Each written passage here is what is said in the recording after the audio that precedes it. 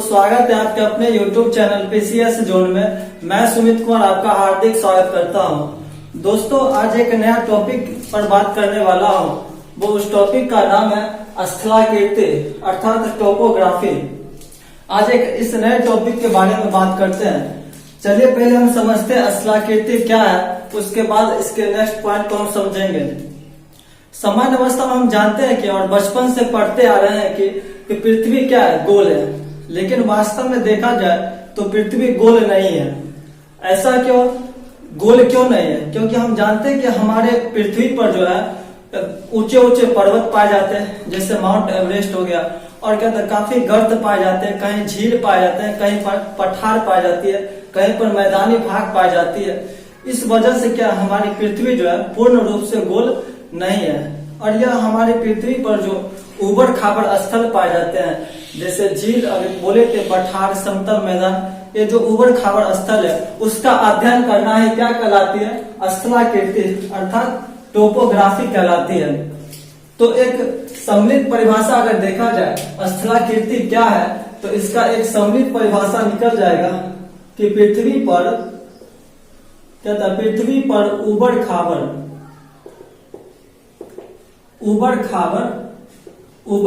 स्थलों का अध्ययन करना ही क्या कहलाती है? अध्ययन करना है क्या कहलाती है? टोपोग्राफी कहलाती है, स्थलाकृति कहलाती है। तो क्या एक सम्मिलित परिभाषा होगा कि पृथ्वी पर उबड़ खाबड़ स्थलों का अध्ययन करना है क्या कहलाती है? स्थलाकृति कहलाती है, टोपोग्राफी कहलाती है। लेकिन इस स्थलाकृति का निर्माण कैसे होता है और क्या वजह होती है जो ऐसे स्थलाकृति का निर्माण हो जाता है? तो सामान्यतः अगर देखा जाए तो 5 प्रकार से स्थलाकृति का निर्माण हो सकता है। जिससे पहला अगर वजह देखा जाए तो नदियों द्वारा क्या होता है? नदियों द्वारा निर्मित स्थलाकृति। तो नदियों द्वारा कैसे निर्माण होता है? जब क्या होती है, बारिश होती है और बारिश का पानी जब क्या होता है धरती पर अत्यधिक बहने लगता है, तो उसके द्वारा क्या होता है, नदी में जाती है। और जो वह जैसे अमरकंटक नदी को ले ले, और वह अमरकंटक पहाड़ी से जो सोन नदी निकलती है, तो निकलने के क्रम में क्या होती है, उसमें काफी धारा होती है, और धारा होने के बावजूद वह मिट्टी को अपरदित करती है, और जिसके फलस्वरूप जो क्या होता है स्थल का निर्माण होता है, वह मिट्टी को अपरदित कर देती है। और जिस प्रकार से स्थल का निर्माण होता है वह इसके अंतर्गत पड़ेंगे, नदियों द्वारा निर्मित स्थलाकृति के अंतर्गत। और भी वजह होती है जिसके कारण से ऐसे स्थलाकृति का निर्माण होता है, जैसे समुद्र द्वारा निर्मित स्थलाकृति। समुद्र द्वारा निर्मित स्थलाकृति। आप देखे होंगे कि समुद्र में क्या होती है, ज्वार भाटा आती है, सुनामी लहर वगैरह आती है, तो उस वजह से क्या होता है, वह उस तट को क्या करती है, अपरदित करते रहती है, जिसके फलस्वरूप क्या होता है, समुद्र द्वारा स्थलाकृति का निर्माण होता है। जैसे लैगून झील आप ले लीजिए। लैगून झील का निर्माण क्या होता है, इसी समुद्र में जो लहर आती है उसके फलस्वरूप क्या होता है, लैगून झील का निर्माण होता है। और बहुत सारे गुफा का भी निर्माण होता है समुद्र के किनारे, जहाँ पर तटीय प्रदेश है, जैसे गुजरात ले लीजिए, तमिलनाडु ले लीजिए, उड़ीसा ले लीजिए। वहां पर क्या होता है, जो गुफा बनाए जाते हैं वह सामान्यतः सैनिक अड्डे बनाए जाते हैं। वो हम आगे पढ़ेंगे क्यों उस गुफा के अंदर सैनिक अड्डे बनाए जाते हैं और यह कैसे निर्माण होता है। और इसके फलस्वरूप और देखा जाए तो भूमिगत जल द्वारा निर्मित स्थलाकृति। भूमिगत जल द्वारा निर्मित स्थलाकृति। तो भूमिगत जल द्वारा निर्मित स्थलाकृति कैसे बनती है?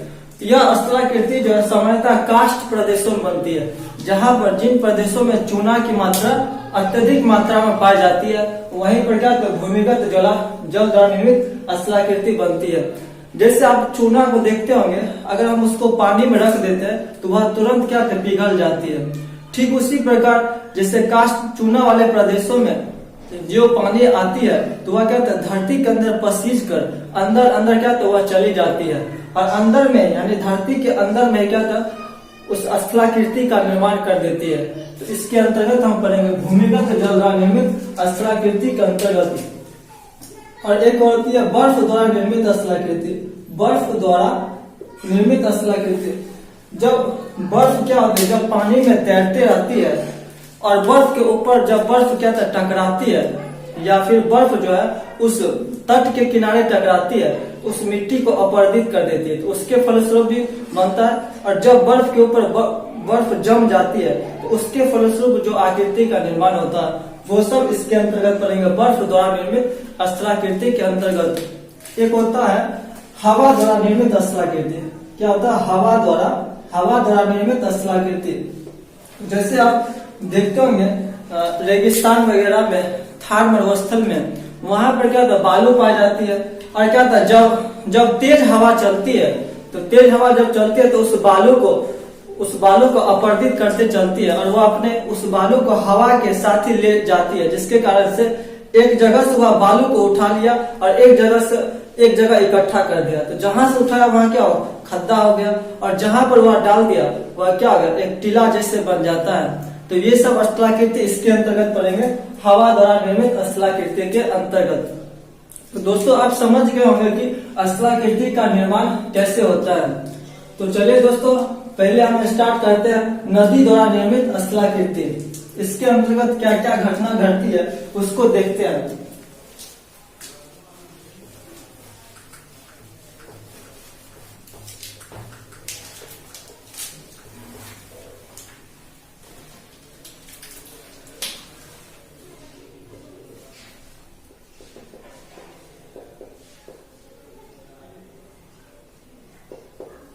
नदियों द्वारा निर्मित स्थलाकृति, नदियों द्वारा निर्मित स्थलाकृति।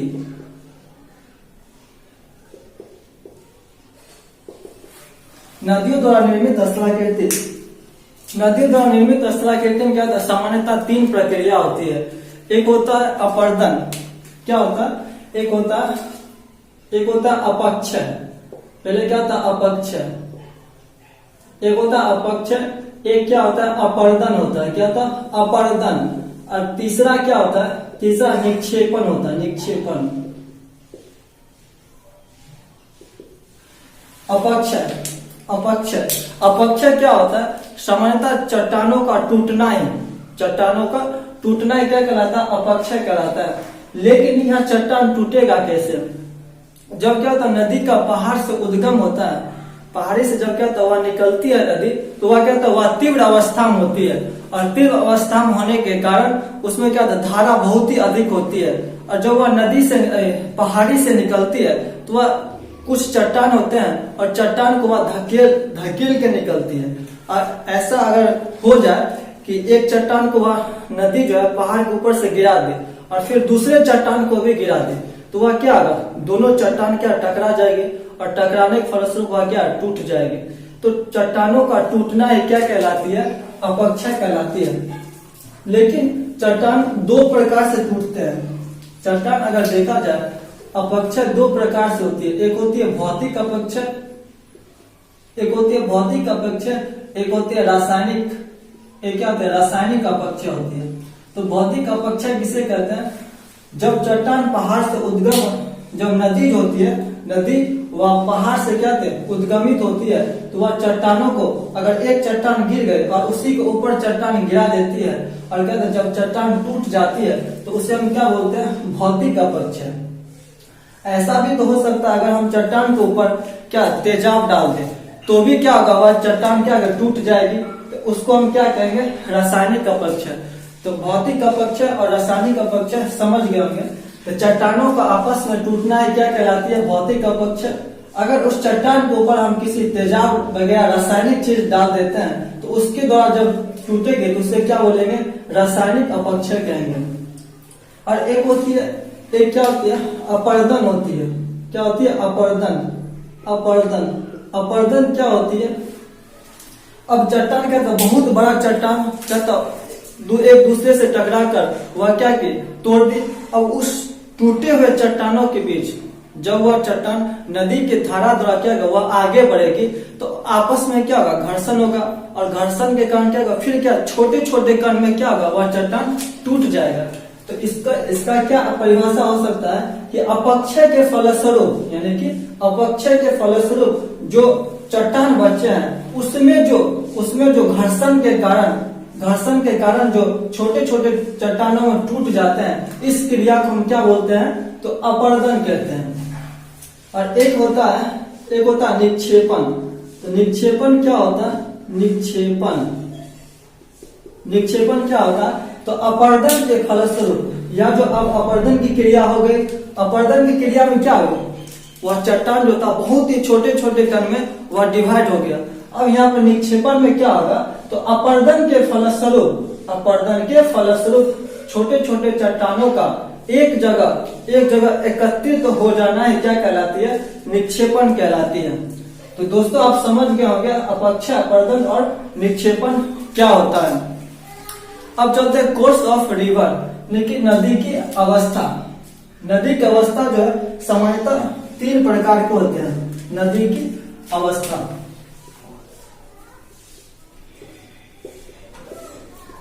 नदी की अवस्था पर चलते हैं। नदी की अवस्था जो होती है वह नदी की अवस्था क्या होती है, 3 प्रकार की होती है। एक होती है युवा अवस्था, और सेकंड क्या होती है, सेकंड अवस्था क्या होता है, प्रौढ़ा अवस्था होती है।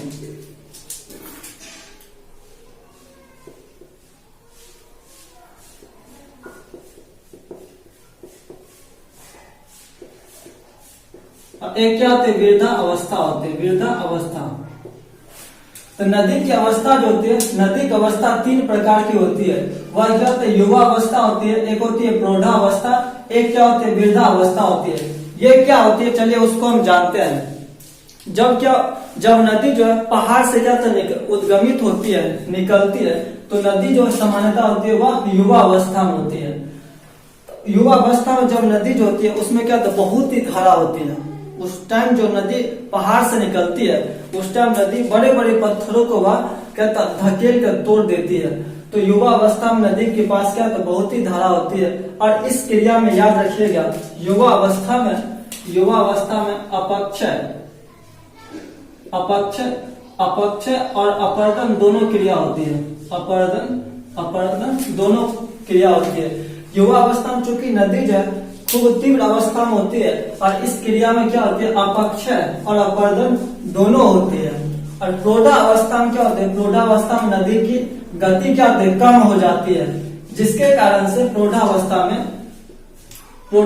अपक्षय नहीं होती है, अपरदन क्या होती है, अपरदन प्लस निक्षेपण होती है सिर्फ। इसमें क्या होते हैं, इसमें अपक्षय नहीं होता है, क्योंकि नदी में जो क्या करंट होती है उस प्रौढ़ा अवस्था में क्या होता है, समाप्त नहीं होती, उससे क्या होता है, उसकी अपेक्षा कम हो जाती है।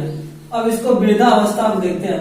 वृद्धा अवस्था में सामान्यतः नदी जो होती है वृद्धा अवस्था में वह क्या होती है, अपने मुहाने तक पहुंच जाती है। जैसे आप देखते होंगे पश्चिमी घाट से जो नदी निकलती है, जैसे कावेरी नदी हो गया, गोदावरी नदी हो गया, जो पश्चिमी घाट से निकलकर पूर्वी घाट तक आती है, जो वह पूर्वी घाट पर आती है तो वह नदी जो होती है वह तब तक वृद्धा अवस्था में पहुंच जाती है। और वृद्धा अवस्था में नदी जो है केवल और केवल निक्षेपण करती है, निक्षेपण करती है। जिसके कारण से क्यों करती है, क्योंकि नदी की यहाँ पर वृद्धा अवस्था में बिल्कुल ही उसमें जो धारा होती है वह समाप्त हो जाती है। जैसे आप देखते होंगे जो पश्चिमी घाट से नदी निकलती है और वह जो पूर्वी घाट पर आती है वह डेल्टा का निर्माण करती है। क्यों डेल्टा का निर्माण करती है, कि उसमें क्या होता है, उसमें जो होती है वह करंट समाप्त हो जाती है, और करंट अगर समाप्त नहीं होता तो वह डेल्टा का निर्माण नहीं करती। वह सीधे जितने भी वह अवसाद गाद वगैरह लाया है वह सब क्या थे, वह अपने समुद्र में गिरा देती है। लेकिन वह डेल्टा का निर्माण करती है, अर्थात वह अपना सारा जो कचरा होती है उस तट पर ही आकर जमा कर देती है। क्योंकि पूर्वी तट पर जो नदी पहुंचती है वह वृद्धावस्था में हो जाती है और उसमें गति क्या होता है, कम हो जाती है। इस कारण से वह पूर्वी तट पर डेल्टा का निर्माण करती है। डेल्टा अर्थात केवल निक्षेपण होता है। निक्षेपण में हम बताए थे कि चट्टान जो टूटते हैं, जो नदी का जो कचरा जो वह अपरदित करके लाई है वह एक जगह इकट्ठा कर देती है, और इकट्ठा करने के बाद क्या होता है, डेल्टा का निर्माण हो जाता है। अर्थात क्या होता है, केवल और केवल निक्षेपण करती है।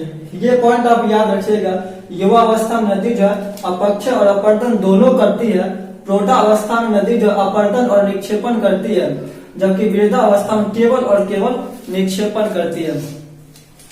और जब नदी युवा अवस्था में रहती है, नदी जब युवा अवस्था में रहती है तो बहुत सारा कांड करती है। क्या कांड करती है, तो चलिए उसको देखते हैं। नदी जब युवा अवस्था में, नदी जब युवा अवस्था में होती है, क्या, युवा अवस्था,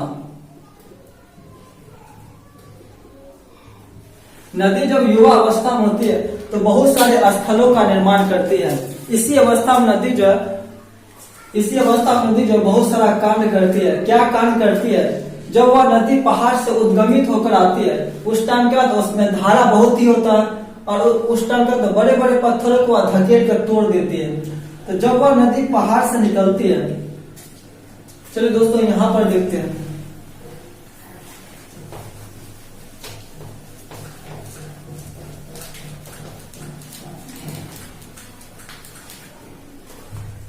नदी जब युवा अवस्था में रहती है तो वह बहुत सारा स्थलों का निर्माण करती है।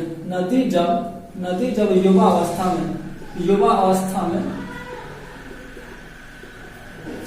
नदी जब युवा अवस्था में रहती है तो बहुत सारे स्थलों का निर्माण करती है। क्या करती है, जब नदी पहाड़ से उद्गमित होती है, जब नदी जो है, मान लेते हैं यह पहाड़ है और इस पहाड़ से जब क्या तो नदी उद्गमित होती है, इस पहाड़ से जब क्या तो नदी उद्गमित होती है तो उसमें क्या था, बहुत ही धारा होती है। इस कारण से यह नदी जो है, यहाँ पर जो क्या था घाटी है, उस घाटी को क्या करती है, अपवर्तित करते रहते, खूब अपवर्तित करते रहते हैं, जिसके फलस्वरूप क्या होता है, भी आकार के घाटी का निर्माण कर देती है। क्या करती है, भी आकार के घाटी का निर्माण करती है। जब नदी युवा अवस्था में होती है तो वह जिस पहाड़ से होकर गुजरती है उसको क्या तो बहुत अपवर्तित करते रहती है, जिस कारण से ऐसी आकृति बन जाती है। इस आकृति को हम क्या कहते हैं, तो इस आकृति को हम क्या कहते हैं, भी आकार की घाटी कहते हैं। भी आकार की घाटी कहते हैं। अब क्या होगी, नदी जो यहाँ से निकल रही है, अब नदी का पानी जो है यहाँ पर ज्यादा जोर नहीं लगाएगी, क्योंकि इस नदी का सारा दबाव जो है यहाँ पर होगा। यानी कि नदी का जो पानी है यहाँ पर ज्यादा जोर नहीं लगाएगी। यहाँ का जो पानी है इससे जब बह रही है यहाँ पर सबसे ज्यादा जोर लगाएगी, तो जिससे क्या होगा, इसको अपवर्तित करेगी और इस भाग को अपवर्तित करेगी। तो जब क्या होगा, खूब बहुत दिनों तक बहेगी तो वह क्या होगा, यह घाटी जो है इस प्रकार हो जाएगी, यह घाटी जो है इस प्रकार हो जाएगी। तो इसको हम क्या कहते हैं, गॉर्ज कहते हैं। क्या कहते हैं, गॉर्ज कहते हैं। तो जब नदी शुरुआत में जब बही तो क्या भी आकार की घाटी का निर्माण करे। जब उसी घाटी से होकर बह रही है तो वह क्या करेगी, इसको काटती है और धीरे धीरे काटने के फलस्वरूप क्या होते हैं, जब गहरा कर देती है तो क्या होता है, इससे हम क्या कहते हैं, गॉर्ज कहते हैं। जब इसी गॉर्ज में क्या था, बहुत दिनों तक पानी प्रवाहित होती रहती है। तो अब क्या था, नदी का पानी का सारा भार क्या है, यहाँ पर चलाएगा और वह यहाँ पर अपवर्तित करने लगेगी और धीरे धीरे वह क्या करेगी, इसको पूरे काट देगी। पूरे समुद्र स्थल को क्या करेगी, वह प्राप्त कर लेगी। पूरे समुद्र स्थल को वह प्राप्त कर लेगी। इसको हम क्या कहते हैं, आई आकार की घाटी कहते हैं। आई आकार की घाटी कहते हैं। इसको या इसको कैनियन भी कहा जाता है, या इसको कैनियन भी कहते हैं। तो दोस्तों आप समझ गए, भी आकार की घाटी क्या है, गॉर्ज क्या है, आई आकार की घाटी क्या है, या कैनियन किसे कहते हैं।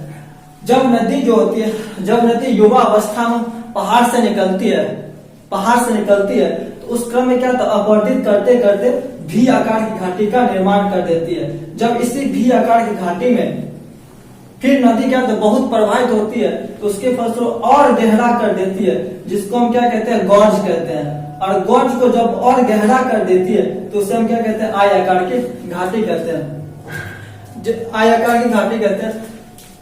हमारे भारत में जो अब समझते हैं, भारत की कौन कौन सी नदियां जो है, गॉर्ज का निर्माण करती है।